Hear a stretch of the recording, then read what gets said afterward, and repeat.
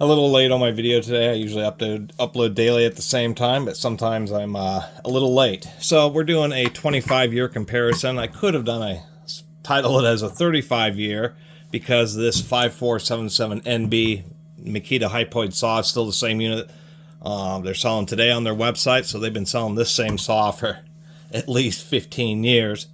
But we have this one, which is from 1989, and so I just wanted to do a quick comparison here, just a table comparison. As far as cutting performance, really, they're just about the same, to tell you the truth.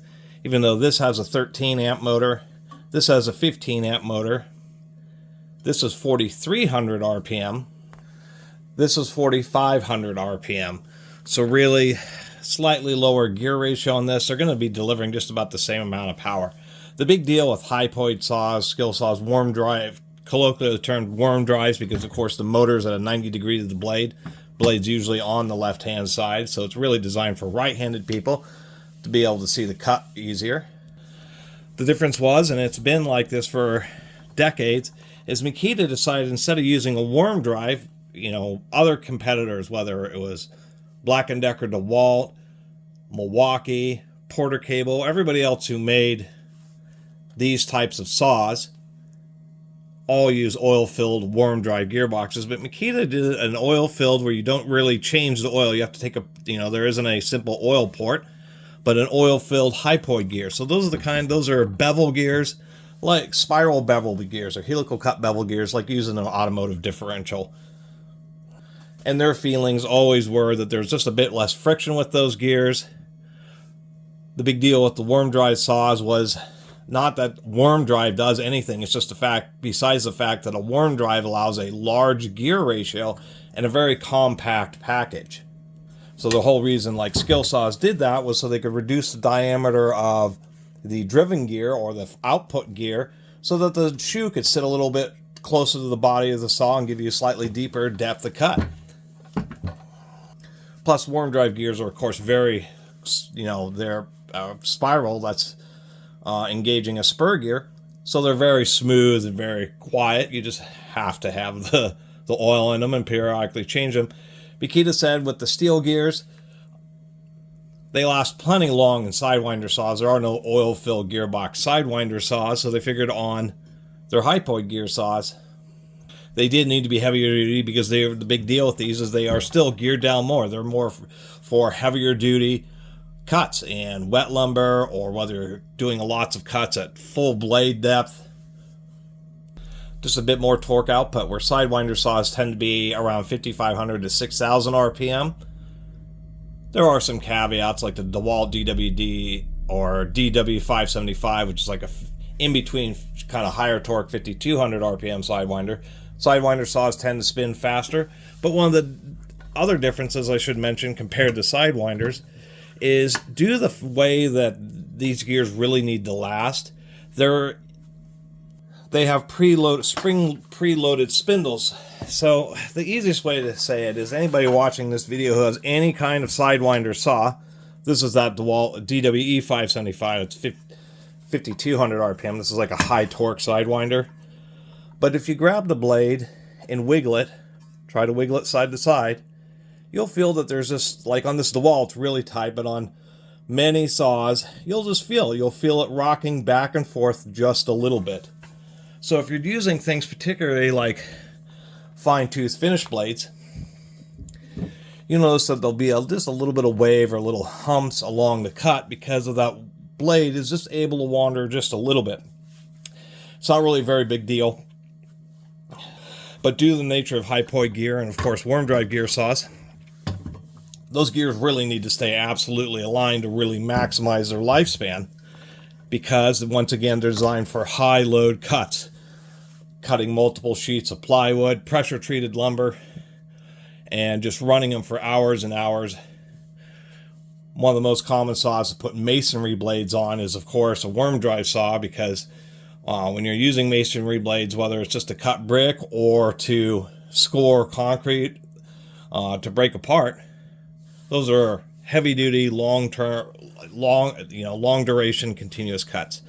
So they use they're called Belleville washers, but they're cupped kind of washers that add continuous spring tension to the spindle, so that if you do the same thing on Hypoid saws or any worm drive saws, what you'll find is that when you try to wobble the blade back and forth, you won't feel anything. You won't feel that, just that slight little tap of, you know, the needle bearing in the back of the spindle, or the spindle rocking back and forth a little bit. Whenever you do that to Hypoid saws or skill saws or anything, you'll find that they are totally tight. So enough 5 minutes of blabbing about that. That's kind of the overview of these saws. We're going to just finally compare just these two, because Makita's been making these. They're one of the, well, actually, you know, Porter Cable and Black & Decker, you know, Skill Saw invented the worm drive saw, and it was really just to come up with a better saw that cut a little bit better, that had a bit more power and more longevity for construction work. And in demonstrating his first, you know, prototypes and the first models of those saws, I mean, the story goes it was called a skill saw because people need a lot of skill. Even to this day, many circular saws are called skill saws regardless of their style. But Makita has been competing a long time. They always have felt that their Hypoid gears were, in their opinion, the better option. Nobody else really did that, but Makita did, and they've been doing it for a long, long time. Literally, these two saws are 20 years apart, even though Makita is still making these. You can always tell the date, because Makita is one of the few companies where it's easy to tell the date because they have it on the sticker, and we can see, you can barely see there, but that's 89 first month. Whereas on this one, knock my camera around, still the same thing. This is 09 11th month, so these are literally 20 years apart. There was an interim version, so this is 13 amps at 4,300 RPM. They did upgrade it in the 90s to a 14 amp, and then that would be the somewhere in the 90s, and then in the 2000s, earlier mid 2000s, they came out with the more upgraded model. There are some people online, like many other older tools, who feel that the older ones are better because, of course, the older one is made in Japan, the old classic Makita Electric Works. This is also a 5077B. It is funny because Makita put 77 in their model number, just like the skill saw model 77, most common is 7 1/4 inch saws. The newer one is called the 5477. This happens to be the NB. And so one of the, let me plug this in here. Makita still has Sidewinder saws that have electric brakes. DeWalt still makes a warm drive saw with electric brake, but Skill never did. It's not something people choose very often because it adds like another 20 bucks or something to the price. And the motor wears out faster because, of course, it's reversing itself to brake. But this is a B version, which means it's a little bit more rare for having electric brake.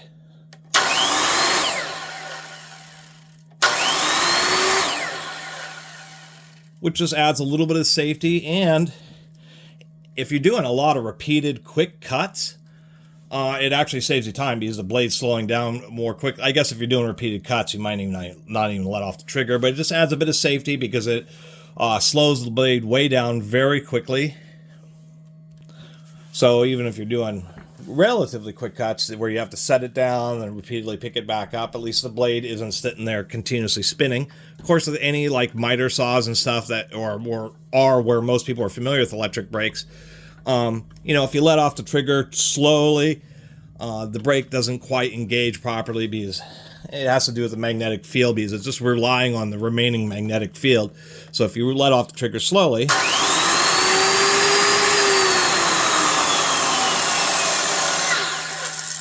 and then oddly it caught right at the very end, it takes a much longer to slow down versus,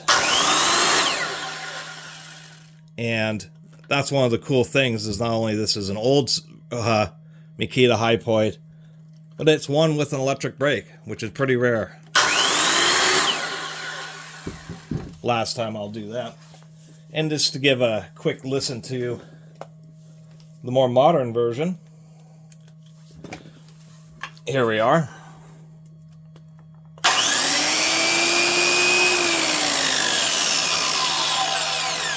Of course, no brake on this. They don't make, they have some sidewinders with electric brakes, but they stopped offering electric brakes on their Hypoid saws just because they weren't selling enough of them.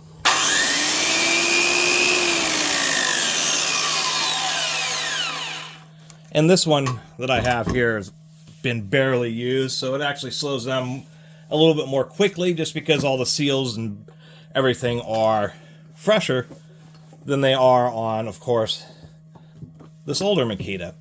Other things that people kind of liked better about this version was the fact that this handle was metal, where of course it's plastic on this unit. Other things that people liked about this older one was like all the screws or socket head cap machine screws. Same with holding on the handle. I believe one thing they have done is increase the volume. So this gearbox, we can see, it's hard to manipulate these close to the camera. They're pretty heavy. So this gearbox, as we can see, has significantly more volume. We do still have some upper vents which hit this guard, aim air down just to help try to blow off some of the sawdust during your cut. Easier to access the lock button. But it's just using, you know, their standard Phillips head screws. This is a, not nylon, this is a polycarbonate body, so glass reinforced, a real heavy duty body. But a lot of the air now comes off the side of the saw. And these little slats are what help reduce noise from the fan. So arguably the gearbox may last longer on the newer one just because it has more oil volume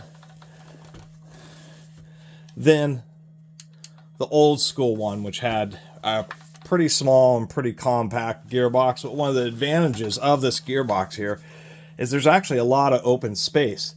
This is, and the one last thing about Hypoid gears, they're called Hypoid because they're just a set of helical cut bevel gears. But they're called just standard bevel gears when the motor, the drive gear, engages the driven gear along the center line. We can see the bump for the motor here, so that means the drive gear is off-center, is engaging kind of like at an oblique angle, thus known as Hypoid. And actually your car differential is exactly the same. But one of the things that people liked about these older ones is we can see, instead of, it is noisier, does have a steel fan, which is arguably more robust than the plastic fin fan in the newer one. Sawdust that comes through the saw, it's much harder to clog and build up on one of these steel fans. And of course we have this huge area of ventilation, unrestricted, lots of ventilation. So that's one of the things is, proportionately speaking, this motor not only moves more air because it's less restricted. It's just able to come right in through the back and shoot straight out through the front. It's not trying to angle out through the side. And actually there's ventilation even down there. You have all this air blowing right across the gearbox, helping keep the gearbox cooler, just like on a skill saw or even the DeWalt, etc. But lastly, you just have a lot more air blowing forward, and it also has the deflector just like a skill saw, so it actually has a little bit easier time of blowing sawdust away from the cut line. And that would be a lot of the hardware changes. Definitely pretty heavy saw. Of course, we have notches. One notch is for where you're cutting at 90 degrees. One is where you're cutting at 45 degrees. We have a little indicator here and tick marks. Makes it a little bit easier. As far as adjusting, like on this one, we can see that this handle needs to be adjusted. So that's one of the nice things about these old saws, is to adjust the lock handles. All you have to do is remove the lock here, and that thing is still, actually that's a little different on this. It's more like a skill saw where the lever has the little pattern cut into it, so you just pop the clip off, and if it gets loose you just move it one notch over, and easy to adjust. Surprisingly enough, this lever is loose. It's just a bolt going through the lever, and then this is what's actually providing the locking action. And that's one of the minor improvements. With this is just operating the bolt, and the bolt's going in and out of the plastic. You know, eventually this plastic will wear out because I don't believe there is a threaded insert in here. Of course, you can always use what's known as a helicoil. Where this, they use a really long socket head cap screw that's screwed in, stays into the body, and so when you release this handle, it's actually releasing the nut over this, so all the wear happens on a post that can be replaced. So that's one of the differences. Of course, we have the anti-catch guard. That's where they have this extra little lip, so if you're doing kind of plunge cuts like this, it's supposed to grip.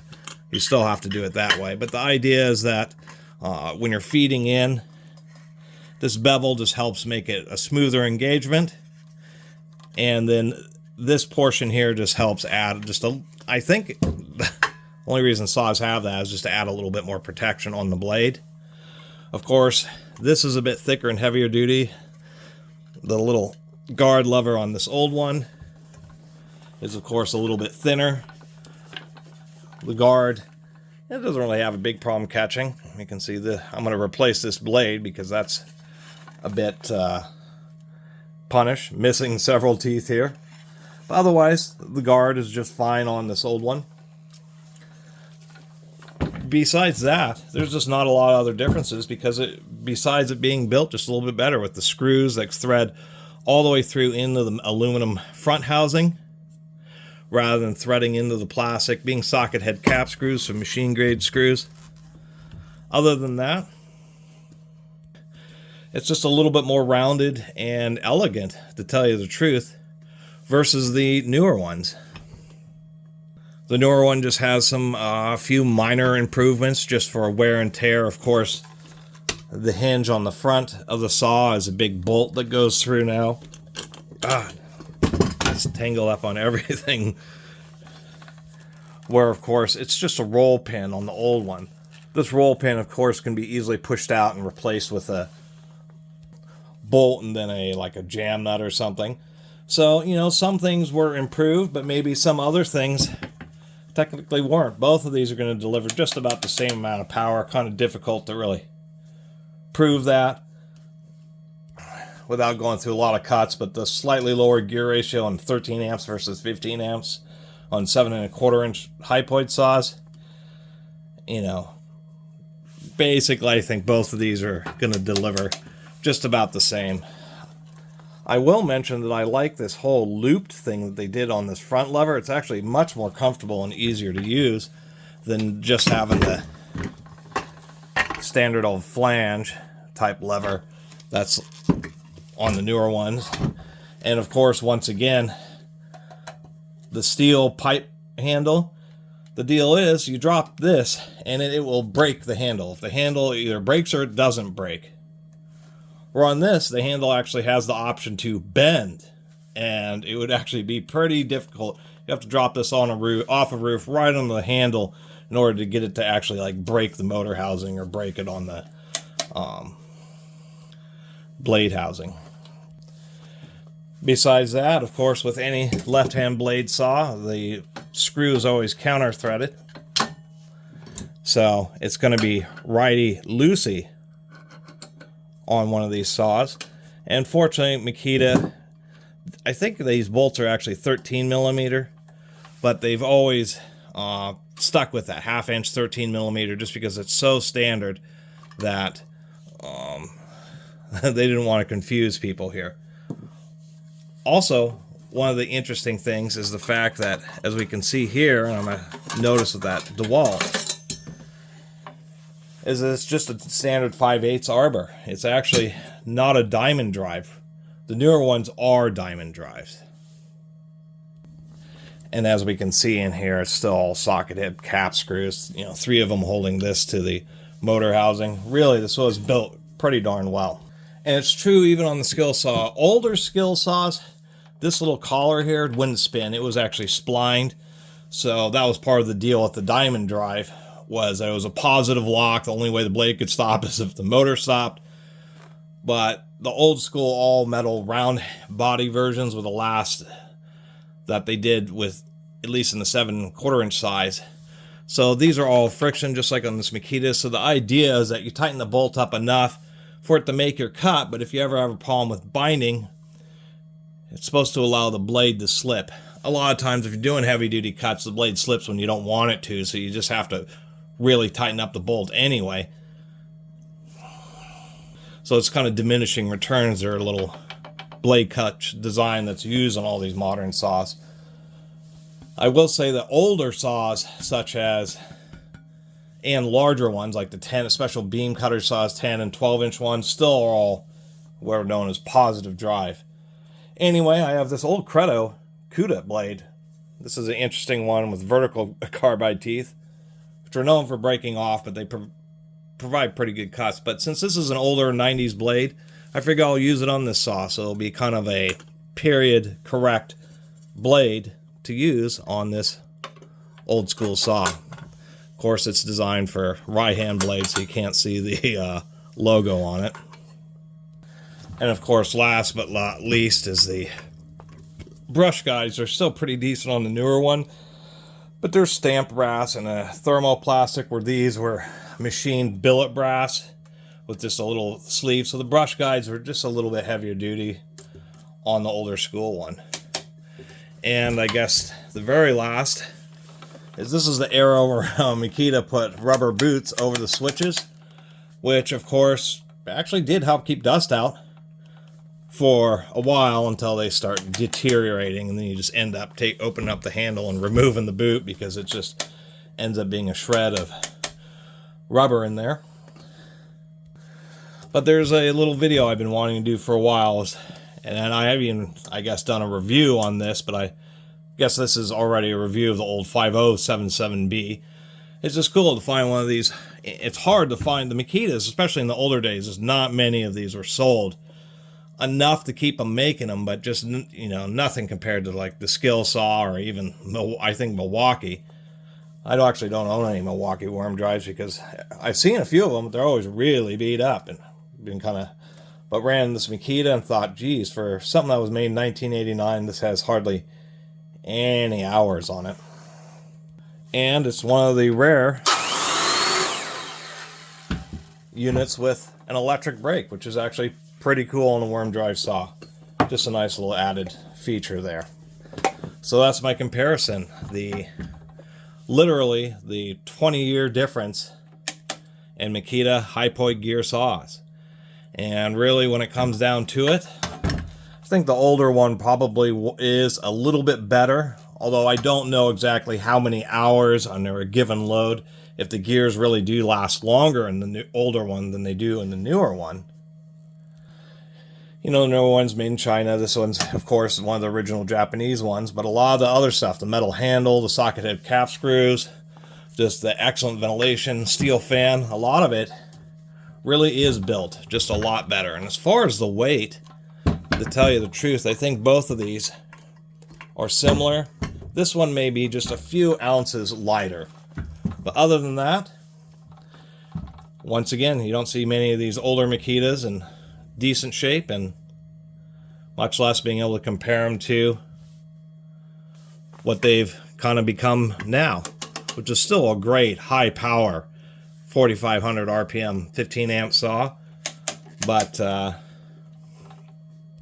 like this older one. I mean, besides the brake, I just kind of like the more smoothed out and I think just a little bit more elegant design than the whole chiseled look of the new version.